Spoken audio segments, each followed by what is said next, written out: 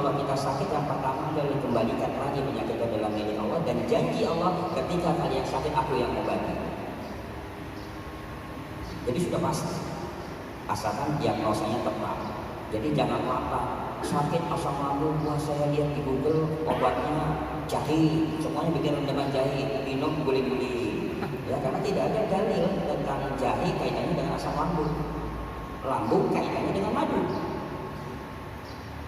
Ya. Nah, makanya ketika Rasulullah SAW sakit, apa yang dilakukan? Malaikat Jibril kenapa tidak ada muncul doa, ya Muhammad saya doakan kamu dari langit, bahwa saya diperintah oleh Allah untuk mendoakan engkau tersebut? Tidak, tapi saya diperintah untuk melihat engkau, ketemu fisiknya, diagnosa sakitnya, baru muncul resepnya, muncullah doanya.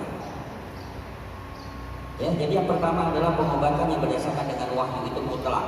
Ya, Al-Quran itu sendiri, habatus sauda, zaitun, tin, hijama, atau apapun yang ada dalam Al-Quran dan Sunnah, itu adalah pengobatan yang berdasarkan dengan wahyu. Ar-Ruqyah itu adalah bagian dari pengobatan dengan wahyu. Nah, yang kedua, At-Tibun Nabawi yang dibuat oleh Ibnu Qayyim Al-Jauzi adalah pengobatan yang berkaitan dengan apa yang ada di sekitar kita. Jadi kalau kita bicara apakah bayam termasuk pengobatan dalam Tibun Nabawi? Iya. Ya, karena apa? Ya ada di sekitar kita. Ya. Tadi saya lihat tanaman sayur, pas saya lihat daunnya, langsung daunnya bicara bahwa air di sini pH-nya tinggi, besinya tinggi. Saya lihat sekitarnya, oh ini perlu ditanam aromaterapi juga karena hama cukup banyak dari sekitar. Nah, jadi kita harus peka kepada sekitar. Nah, makanya apa yang ada di sekitar kita yang tidak berbau kesyirikan itu masuk dalam kajian At-Tibun Nabawi. Saya masuk ke pedalaman Sulawesi, saya temukan namanya herbal benalu batu. Benalu batu untuk menghancurkan nyium sama kista. Jadi nyium sama kista, minum benalu batu 6 jam rontok. Akhirnya benalu batunya saya bawa ke Bogor untuk adakan riset di Bogor, ternyata tidak berfungsi. Saya bawa ke Makassar lagi berfungsi. Saya bawa lagi ke Mataram, ke Lombok tidak berfungsi. Saya bawa ke Sumatera, berfungsinya hanya di Aceh, di Medan tidak berfungsi. Nah, maka di sini Ibnu Qayyim mengatakan bahwa herbal di sekitar kalian adalah obat yang tepat yang dibutuhkan kita. Ya, jadi Ustaz saya sudah minum habatus sauda, tapi kok efeknya kurang. Nah, habatus sauda itu butuh katalis. Habatus sauda itu butuh pengantar supaya dia tidak salah jalan. Saya sudah minum madu Yaman yang terbaik. Kita bukan orang yang terbiasa dengan adab-adab orang Arab, makanya maka madu Yaman ini bagus, sangat bagus, tapi butuh menerjemahkan dia mau kemana. Ya, ibaratnya saya orang Medan, datang ke orang Sunda yang tidak bisa bahasa Indonesia, saya juga nggak ngerti bahasa Indonesia, saya pakai bahasa Batak misalnya. Ya, dia senyum, saya senyum, nggak tahu mau kemana. Herbal juga begitu. Ketika dia masuk, Assalamualaikum, Waalaikumsalam, dia sudah pakai bahasa Arab, dia bingung, akhirnya dia keluar lagi. Ya. Jadi herbal itu butuh katalis, butuh jembatan, supaya dia bisa menerjemahkan apa yang dibutuhkan oleh tubuh kita. Makanya bisa jadi apa? Oh, sekarang radang tenggorokan bagus. Saya belajar tentang radang itu sama kucing. Dulu saya punya 36 ekor kucing. Kucing itu kalau batuk saya ikutin dia kemana. Saya lihat ternyata dia ngambil rumput di pinggiran selokan. Dia makan, langsung dia muntahkan.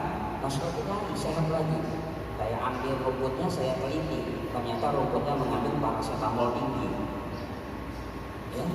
Jadi daun meniran di pinggir-pinggir selokan itu, yang daunnya kayak daun asam, ya ada bintik-bintik bulat-bulat di bawahnya itu. Nah itu paracetamol tinggi. Dari mana kucing tahu dia mengandung paracetamol? Dia punya insting, Allah diri. Ya, dia ambil makan dikeluarin, aktif dia bagus. Nah, kita juga sama. Coba ketika sakit, kita nggak selera makan segala macam, tapi Allah sudah cukupkan. Makanya tidak khawatir orang yang sakit udah nggak usah paksa makan, pas Allah sudah cukupkan. Nanti udah mulai selera makan, ya baru kasih makan yang enak. Jangan pas sakit mau makan apa, pas sehat nggak ditawarin. Jadi kalau sakit itu pasti gak selera makan, mau ditawarin apa juga pasti gak mau makan. Ya, tapi nanti semua sehat, dia udah ngebayangin ini begini. Jadi jangan kebalik, semuanya dikasih pas sakit. Ya sehat mau beli itu kan, nanti aja belum gajian, tahan, sabar, macam. Ya.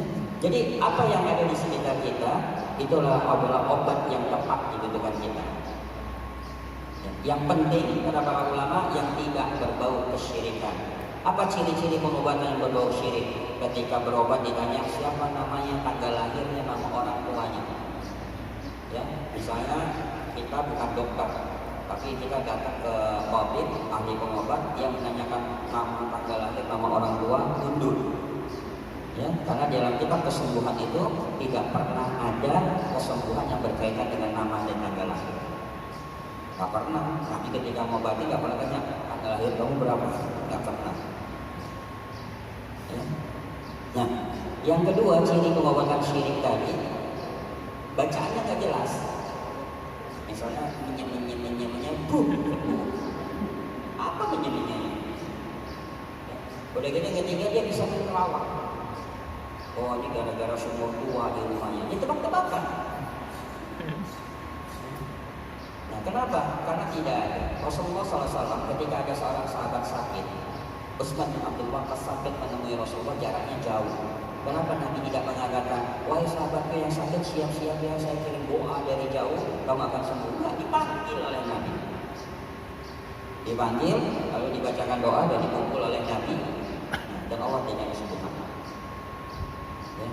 Lalu ciri-ciri yang berbau syirik apalagi? Biasanya pulangnya kita dikasih oleh-oleh berupa isi, wafat, harus tempel, sudut sana, sudut sini, segala macam. Nah, kenapa itu dilarang? Karena memang dalilnya hanya dua, bahwa tidak akan ada obat dari sesuatu yang haram, dan Allah juga pasti akan menyembuhkan penyakit itu bukan dari sesuatu yang haram. Jadi itu yang harus kita paham. Yang lainnya silakan. Ustaz, apakah refleksi masuk bagian tidur nabawi? Masuk. Yang penting adab refleksinya tetap harus dilakukan. Tidak boleh laki-laki dengan perempuan. Ya, jadi nanti di terapi darurat Ustaz, enggak darurat langsung mati kalau nggak ada.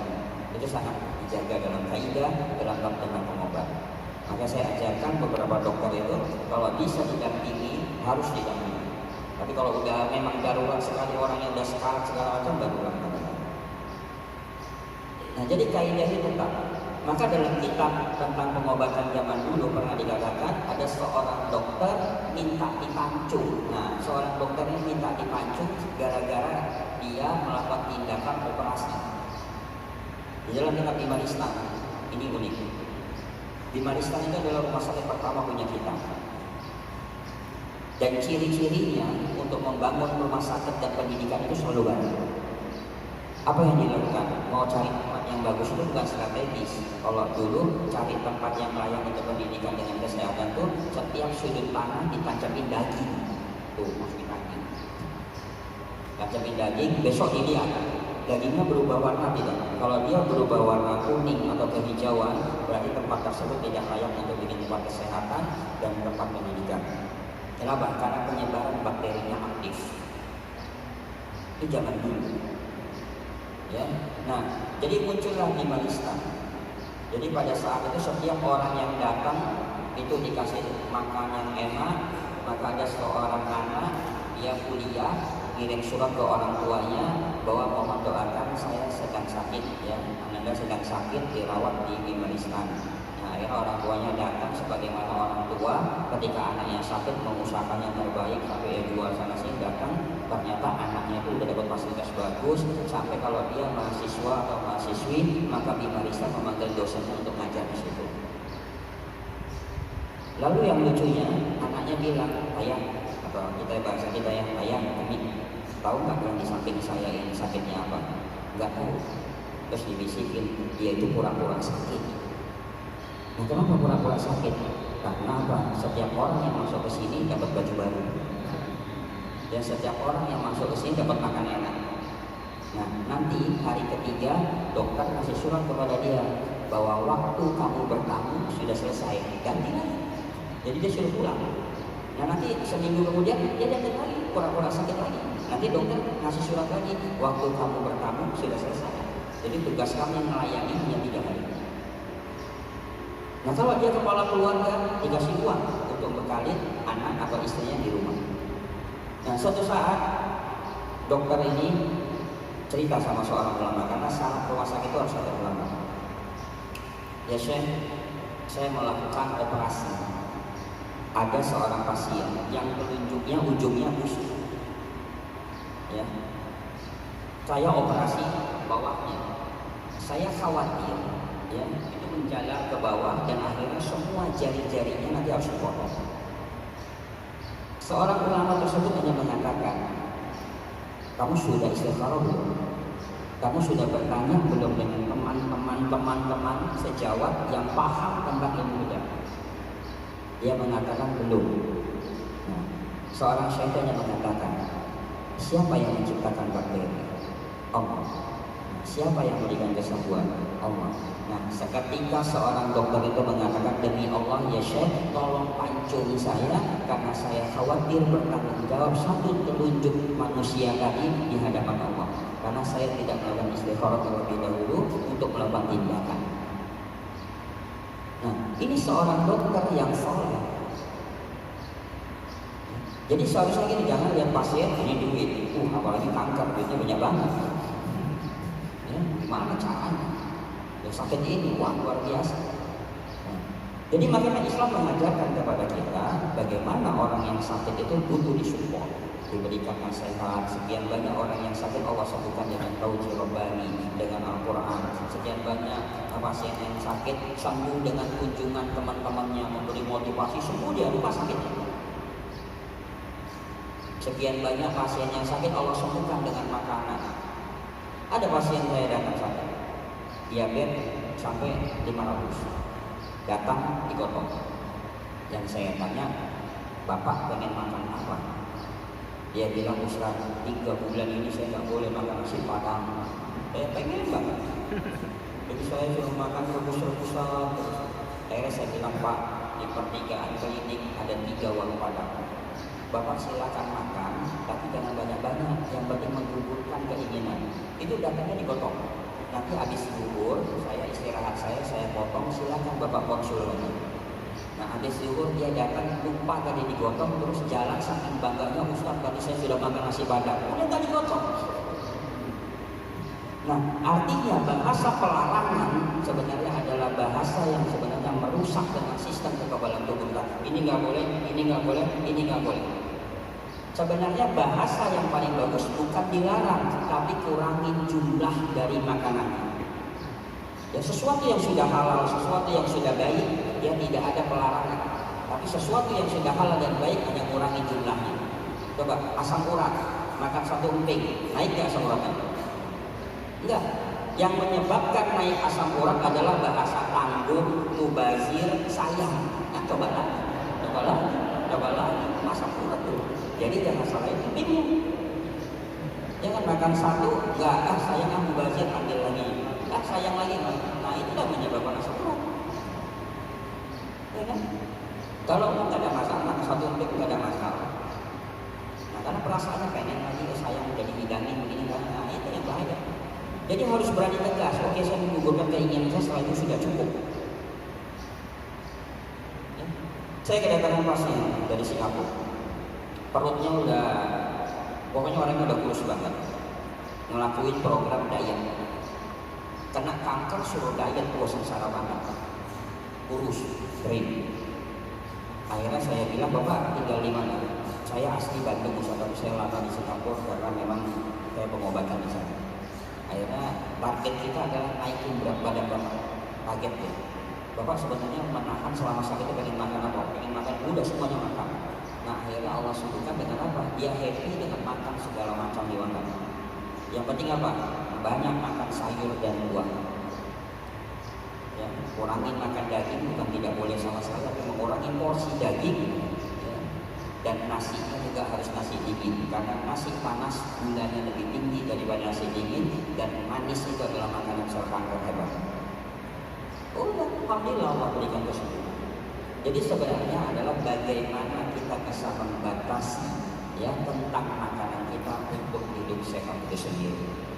Nah, lalu bagaimana masa pandemi, paru-paru kita keganggu, batuk, ya.